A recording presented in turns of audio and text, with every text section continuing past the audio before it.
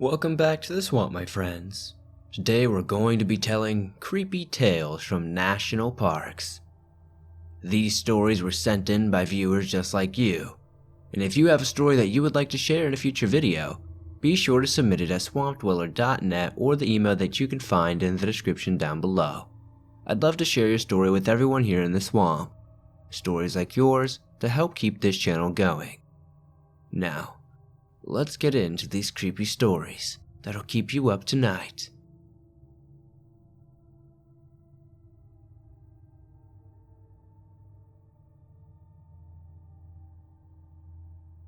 This story takes place in a small town called Leadville, Colorado, in 1976.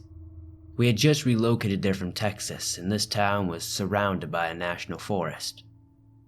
We needed a place to rent, and my parents found a mobile home on the outskirts of town. We would be renting it from an older woman and her adult, albeit creepy, son. We quickly got moved in, went and bought groceries, and began our new life. It was not even a full week till we had come home from a day out. My dad's job was hunting, and we also were trying to do a little sightseeing. So Mom and I would tag along with him. It was starting to get late, and my mom noticed that the lock to the front door was not locked. She always was vigilant about locking doors, never leaving windows open, etc. It was not like her at all to accidentally not lock a door.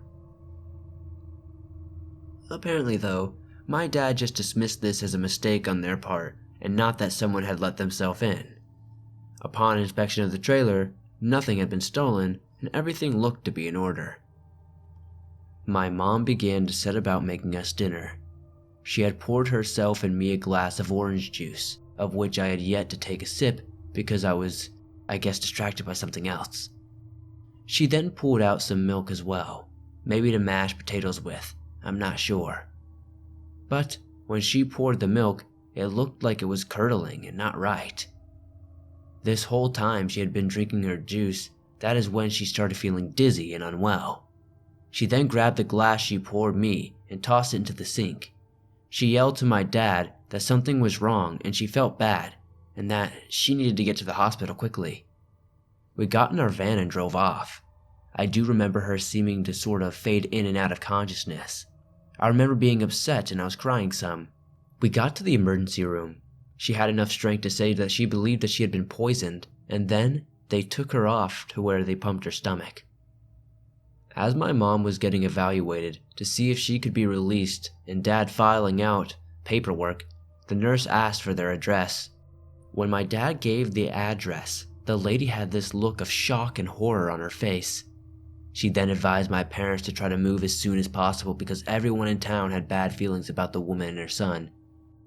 There had been missing people that had passed through town and potentially rented from those people never to be seen again. Apparently, there was never enough evidence to show any wrongdoing, but the townsfolk felt that they were responsible. There was no toxicology done, as this was 1976, but she feels strongly that someone had tampered with our food in the fridge. When we returned, my dad said that the man we had rented from was outside of the trailer looking our way.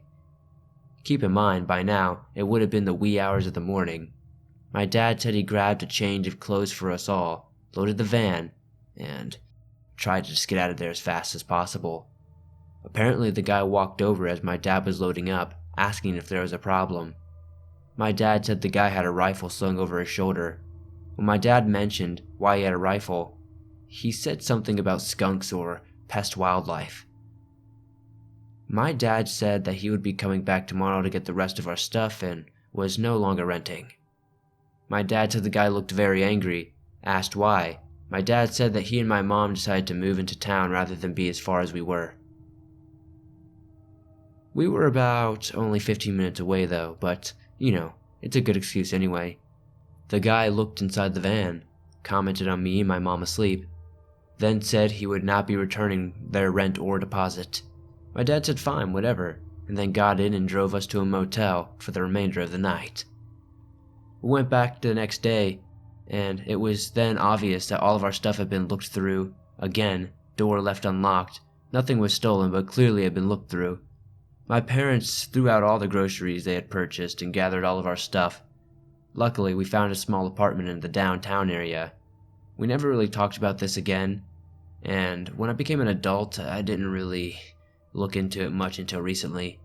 My parents then shared with me our horrible experience when I asked one time, and I often wonder if these people we rented from were responsible for what happened to my mom, or was it just bad juice or something else? Or were they just some sort of psychos? I won't ever really know, I guess. The 70s were full of drifters, hitchhikers, and hippies, who I guess go missing and are not missed. But I think we got lucky that nothing worse happened than what did.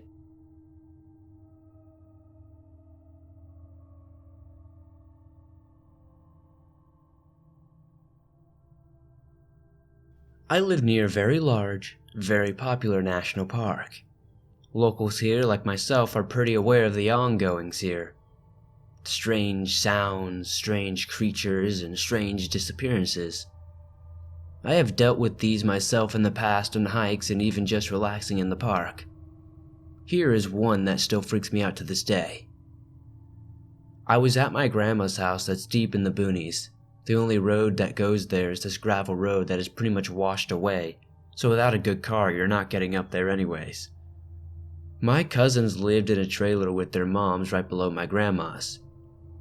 We played all sorts of games which mainly involved me getting chased. I was the youngest.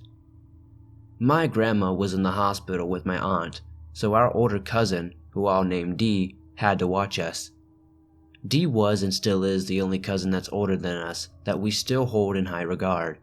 He would mess with us and play around, but actually cared about us. The whole day we would be playing around, but we usually play more at night, like hide and seek, tag, etc. We had been playing pretty far away from the house and it had just started to get dark. We decided to go back to the house and grab flashlights and play manhunt. Of course, I was the one being hunted. I ran pretty far into the woods on the other side of the property and hid behind a log. I heard my cousins getting close, so I ran and they saw me. We ended up running to the very back of the property line, almost a full mile from the house, and we saw my cousin D. He looked at us and kinda growled, and we all ran from him, thinking it was a game. We ran back onto the gravel road and we saw him walk out of the tree line. But when he did, he kinda had this weird, kinda gloating way about it. I don't know. We ran to the house and decided to barricade the door to play a prank on him. We moved a couple of things in front of the door but decided to move the big coffee table in front of it too. As we loudly scooted the table across the floor, D came into the living room from the master bedroom rubbing his eyes. We had obviously woke him up from all that movement and he was mad. We told him about seeing him chase us and he got wide-eyed. He told us to go to our bedroom and stay there. We sat in the bedroom for about 20 minutes and he came in and told us not to worry, that it was just him scaring us and we went on with the night. It wasn't until about 3 years later when I was 13 that he told me the truth, that it was probably a skinwalker.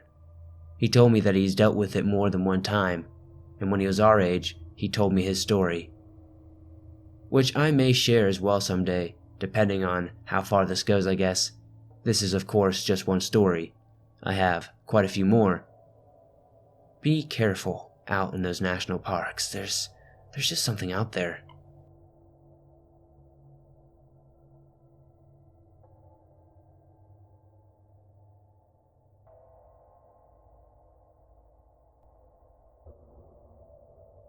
This is an experience I had that occurred in April of last year, almost an entire year ago.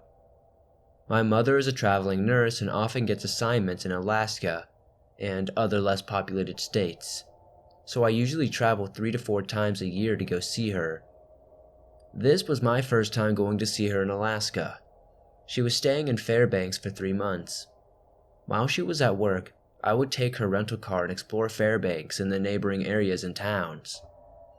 Side note, Alaska is very sparsely populated and the towns of just 1,000 or more are considered somewhat large. One particular day, I decided to make the long day trip to Denali State Park via AK Highway 3, or Parks Highway, as it's often called. It is a long, windy, stretching road connecting Fairbanks to the outskirts of Anchorage, Alaska's largest city. Along the fairway from Fairbanks to Denali State Park, you pass through 3 or 4 towns, the largest of those being Nenana, which only has a population of 365. Once you get out of Fairbanks, it gets really lonely. I remember driving 40 to 50 miles without passing a single car. You kind of get mesmerized by the beauty of the landscape and the snowy, icy mountains surrounding you, and forget that you're in the middle of nowhere. Quality phone signal is few and far between when you're driving through this area. It was a weekday and off the tourist season in Alaska, so most of the vehicles I passed were log trucks or semi-trucks and the occasional regular motorist. It was early April, and there was still heavy packed snow on the side of the roads and in the forest and valley, but the roads were completely clear.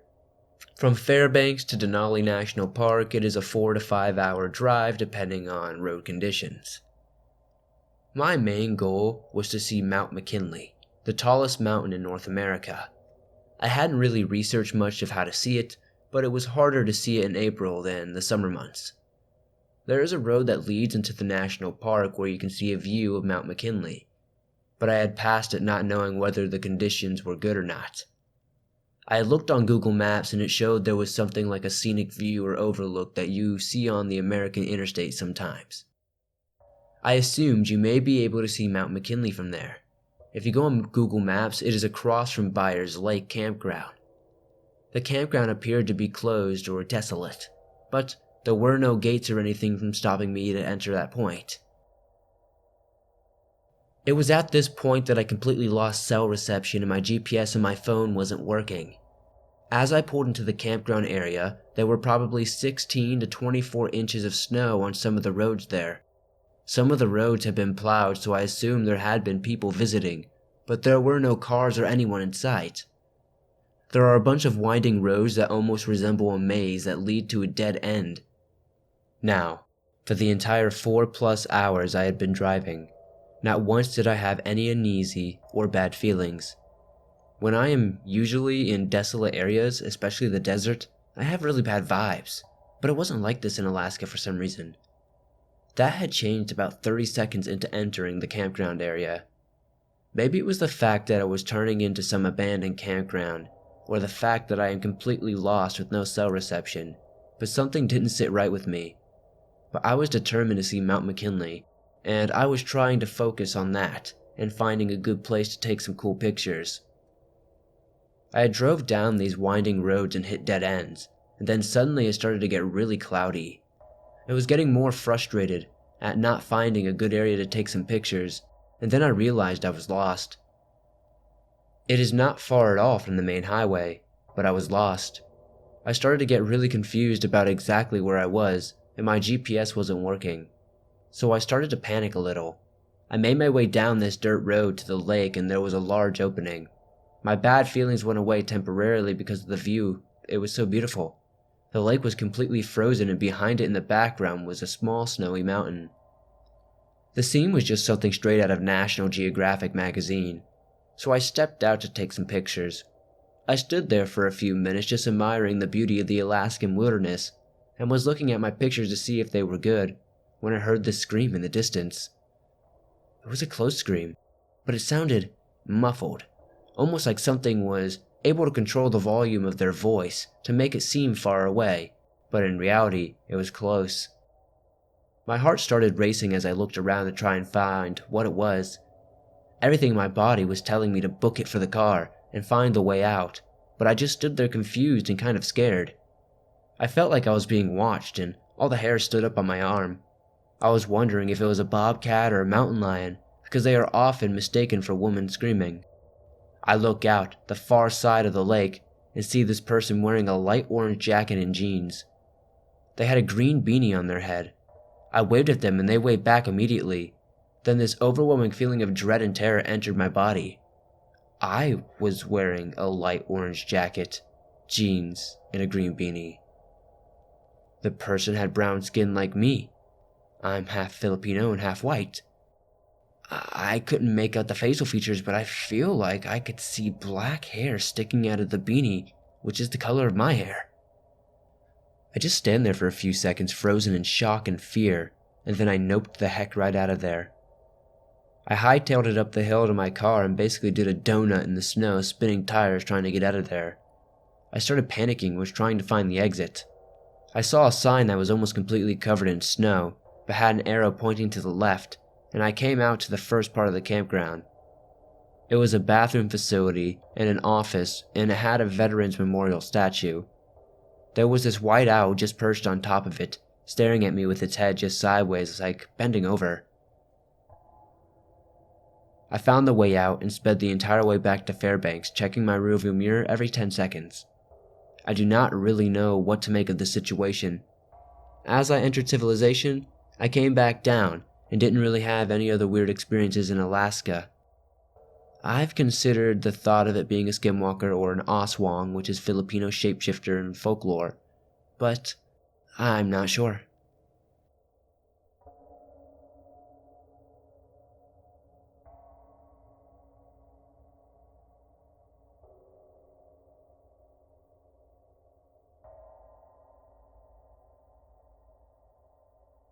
This happened around August of last year in Yosemite National Park. I'm not sure what we experienced or if it was anything truly odd at all, but I thought it was weird. So this was a hike up to Half Dome, and we had a campground about 20 minutes drive away from the trailhead, and the group we composed of was me, who's an 18-year-old male, my uncle, who's a 32-year-old male, and my uncle's friend, I'll call him D. There were 2 girls with us, but they aren't relevant to the story. My uncle and his friend are both Christian, so there were no substances consumed that could induce the feelings I will be talking about. We got to our campsite, set up camp, and got to sleep after eating. We planned to wake up at 4 and start the hike by 4:30. I randomly wake up at 3:30 a.m., like I'm completely wide awake, and look out of my hammock, and I remember feeling this odd feeling as if I was woken up by something, and I remember looking out at this moonlit scene. The moon was very bright for some reason, and thinking to myself, it was like a dream. I lay back in the hammock, but can't go back to sleep. I end up waking up my uncle and his friend at 3:50. My uncle asked me, "Were you walking around?" This is important, and I say no and ask why.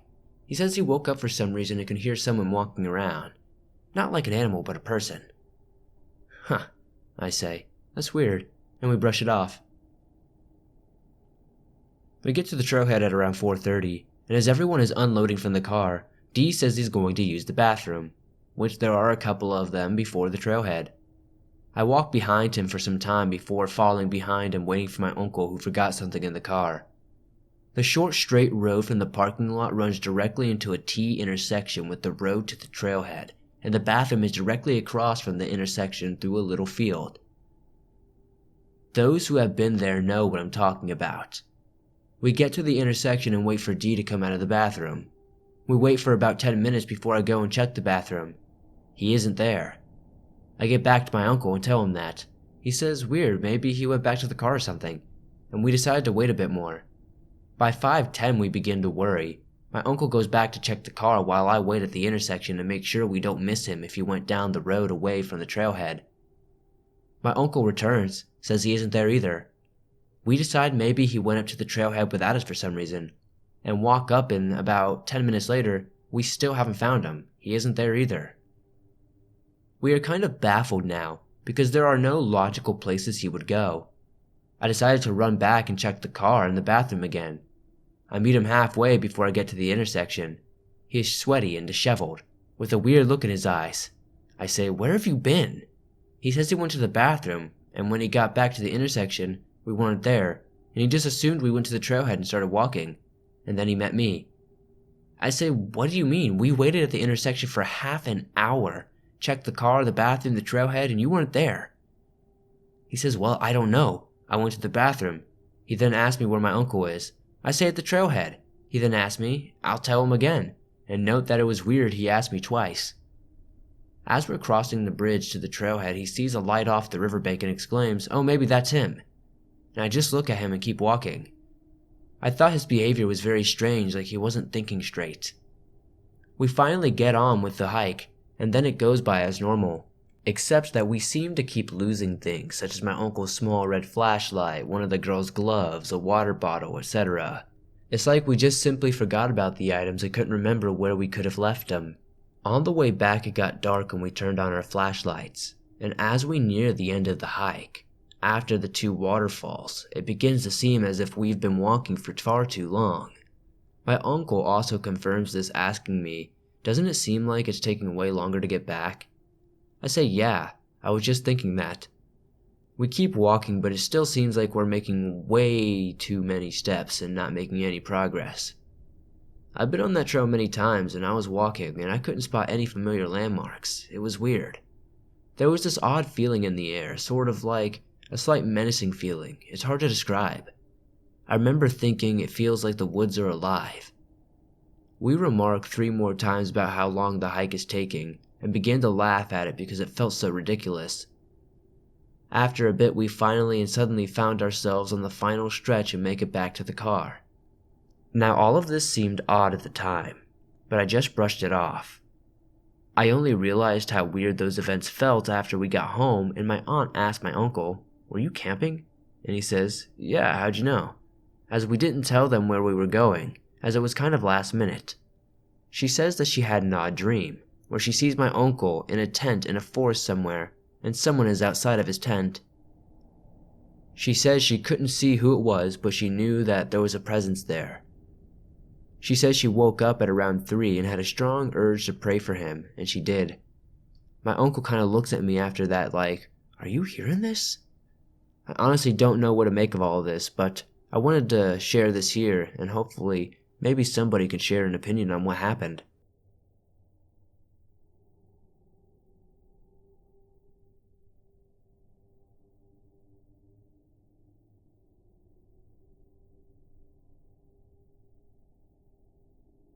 This was about 3 years ago in Big Bend National Park. My friend, my husband, and I were all going on a trip to do some primitive camping. I'm not a hardcore camper, but I've done my share of primitive camping and hiking, so I like to think I have some wilderness sense. I know what common animals are like, having grown up in 8 acres of forested land. Coyotes were frequent visitors, so I know how creepy they can sound. That's why I know what we encountered that night was something else. We arrived at Big Bend around 4 p.m., checked in, and set up our camp at our campsite, 9 Point Draw. It's a pretty desolate location around the entrance to the park. The campsite is about 25 miles to the visitor center and lodge, and about 40 miles from the Rio Grande village. So we were not really near any kind of civilization. We had the idea that we would go for a night hike to a nearby trail after having dinner that night.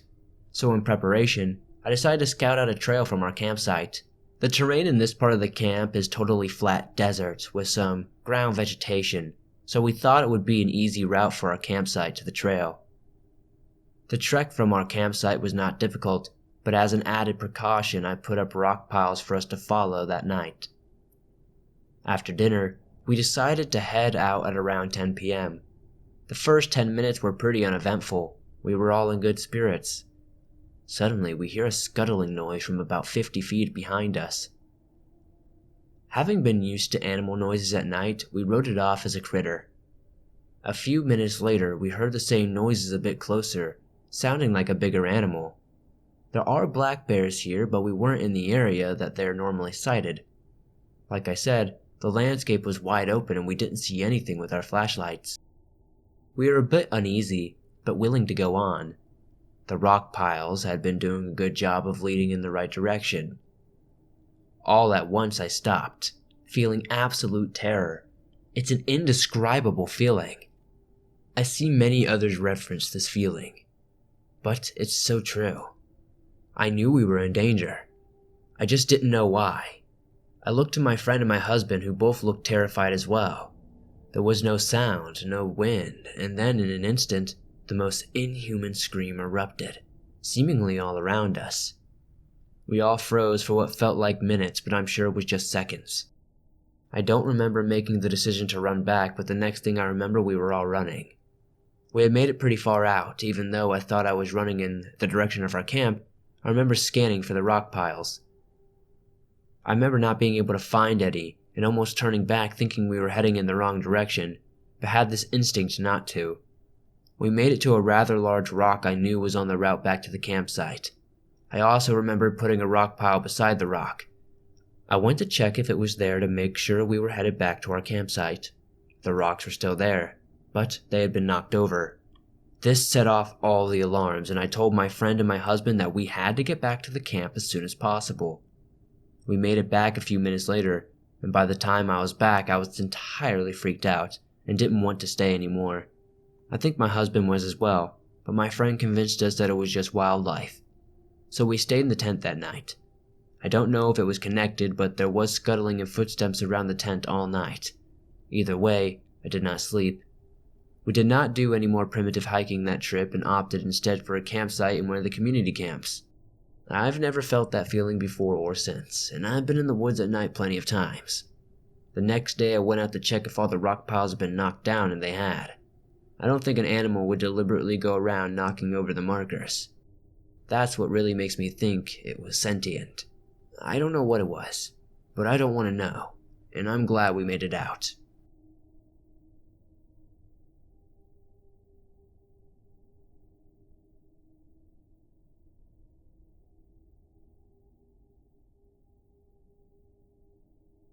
As promised, I'm going to share another personal story of mine.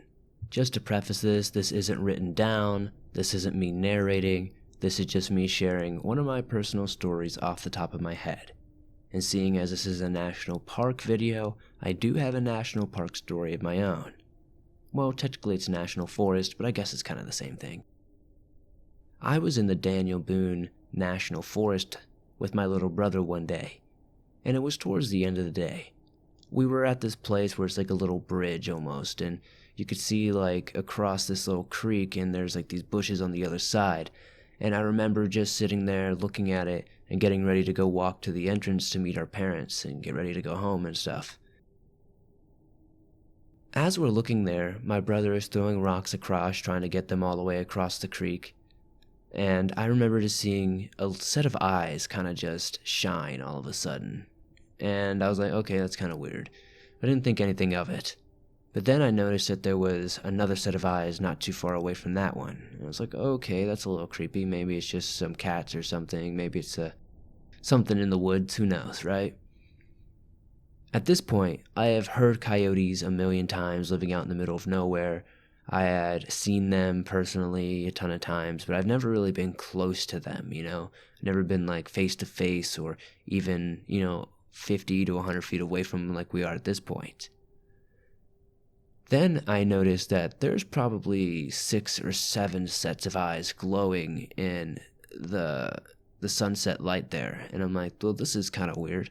This is definitely not a comfortable situation. I hope this is not gonna be something I regret soon. So I begin getting nervous and get up and like, okay, we should probably start walking back now. Let's go meet our parents and get out of here. My brother's like, okay, sure, let me just throw one more rock, because he wants to try to make it all the way across. He hasn't been able to do it the whole time, so he's trying his best. This time, he surprisingly does make it all the way across, but as it lands on the other opposite bank, that's when we notice that all these coyotes are starting to sprint towards us across the creek. So we start running as fast as we can. At this point, I was in track and field for a couple of years. I had been pretty conditioned to just, get out of there and go for the long haul, and I could probably just run forever. My little brother at the time was really short. He hadn't hit his growth spurt yet, so he was probably like 4'2", something like that. And he could probably run pretty fast, but not for a super long amount of time because of his short legs. So we're probably running for a good quarter mile at this point and just going as fast as we can with these coyotes literally on our heels. It was insane. They were probably only about 100 yards behind us the entire time. My brother starts slowing down, so I have to literally make a choice decision to pretty much pick him up as I'm still running and carry him as we are just trying not to be eaten by these coyotes, I guess. This was probably the hardest task of my teenage years, to be honest, because at that time I was only like 85 pounds myself. I was really skinny and drastically underweight at that point. But, that's just how metabolisms be. But yeah, we start running, we keep running. I'm like, okay, I hopefully will be able to outrun him.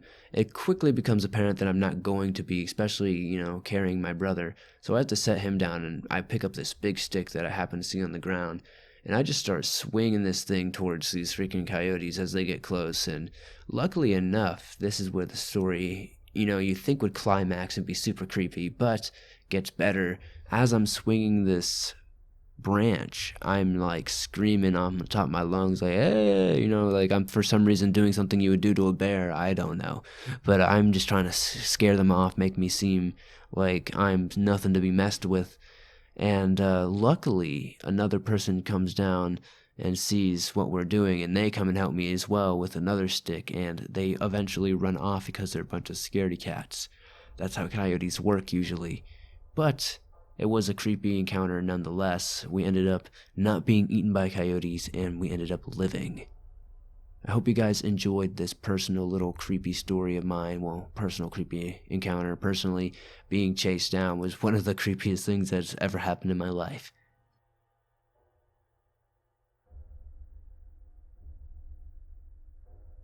Thanks for listening to this video.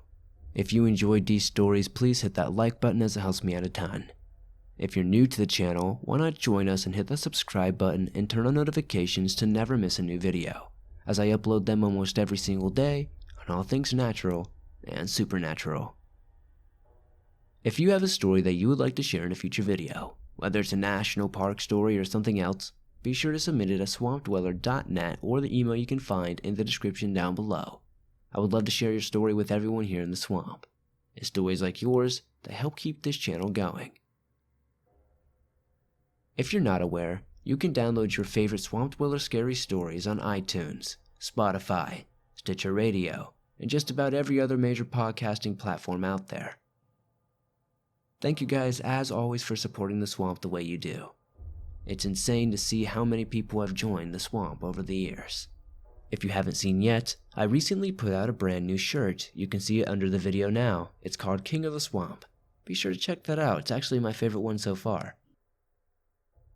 If you guys made it all the way to the end of the video, today's code word is King Swamp. I love seeing your interesting and very creative replies with these code words. It makes my day. I'll see you guys soon with another creepy video.